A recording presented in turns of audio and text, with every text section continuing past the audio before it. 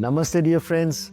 I am Meet Shukla, and you're watching Balmurti Online in English, an initiative by the Unified Growth Foundation. Today's episode, Why is the Seed of Fear Sown Indirectly, is based on the Gujarati article Beeknu Beej Paroksh Rite Kem Vavaye Che by Taraben Modak.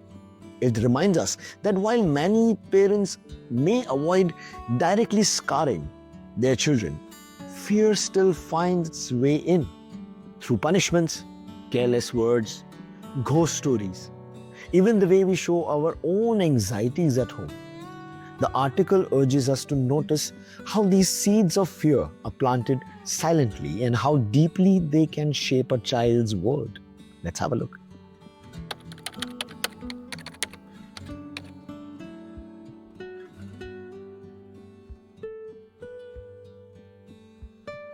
Namaste listeners. Welcome back to Mindful Parenting, where we explore the beautiful yet complex journey of raising children.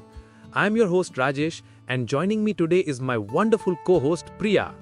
Namaste Rajesh. I'm doing great, thank you. And you know what?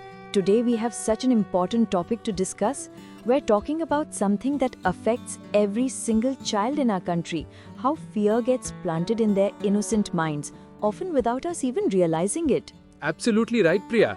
Today we're discussing a powerful article titled Why is the Seed of Fear Sown Indirectly, written by Taraben Modak. This is part of the Balmurti Online project, which is an initiative by the Unified Growth Foundation. And let me tell you, this article really opened my eyes to how we as adults unknowingly pass on our fears to children. Oh Rajesh, when I read this piece, I had goosebumps. The very first line says, fear is the death of a child's inner world. Can you imagine? We call our children the ornaments of our hearts, but are we unknowingly crushing their potential? That's such a powerful way to put it, Priya. And you know what struck me the most? The author talks about how even if we stop directly scaring our children, no more policeman will come or tiger will eat you, we still pass on fear in so many indirect ways. Exactly. Like when we say things like, shut the door properly, what if a thief breaks in? Or, I can't sleep alone in this big house, I feel scared. Our children are listening to every word, absorbing our anxieties. And Priya, think about this.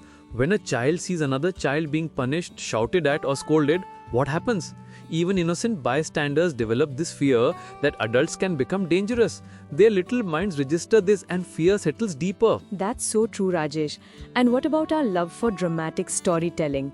We share ghost tales, horror from the news, thinking it's just entertainment. But look at a child's face during these stories. Those wide eyes, stiff shoulders, that silence that says everything. You've hit the nail on the head, Priya. Even movies and theatre, we take our children to watch intense fight scenes, forgetting that their nervous system is so delicate. They may not have words for it, but they feel every bit of that fear. Here's something ironic about the article points out. We actually scare children by telling them don't be scared. When we say things like, there's nothing under that tree, don't be silly, or don't be afraid of the dark, we're actually highlighting the exact thing they might fear. And clutchingly, that's such an insight, Priya. Instead of forcing bravery, we should support them, comfort them, stay close. Let them face small fears gradually, with us beside them, until their confidence grows naturally. Absolutely. And you know what I loved about this article? It gives us practical solutions, like how to teach caution without creating panic. Instead of scare tactics, we can give calm, simple guidance. Yes, like saying, we'll watch the tiger from afar. No one goes near the cage, in a light, confident tone. Or walk on the side of the road. If a car comes, just stay alert. No drama, no surprises, just gentle guidance. The article reminds us that children, especially under 7 or 8 years, are highly impressionable. One fearful moment can stick for years, but with the right tone and timing, that same moment can be completely transformed. So true, Priya. The author asks us to honestly examine ourselves. Have we really stopped the indirect ways we feed children's fear? Because fear once planted doesn't just disappear. It grows in silence. That's such a beautiful yet sobering thought, Rajesh. As parents, relatives, neighbors, all of us adults, we need to be mindful of how our words, our anxieties, our reactions shape these little minds. Listeners, this conversation has been so enlightening. I hope it makes all of us pause and reflect on how we can create a more fearless, confident environment for our children. Thank you for joining us today on Mindful Parenting. Remember, every child deserves to grow up feeling safe, confident, and free from unnecessary fears. Until next time, keep nurturing those beautiful minds with love and awareness. Namaste. This episode invites us to reflect on the small ways we may unknowingly pass on fear to our children and how those fears can stay with them for life. I would love to hear your thoughts. What's one simple step you take to make sure your child feels safe and supported, not scared? Share your ideas in the comments. Your experience may help other parents too.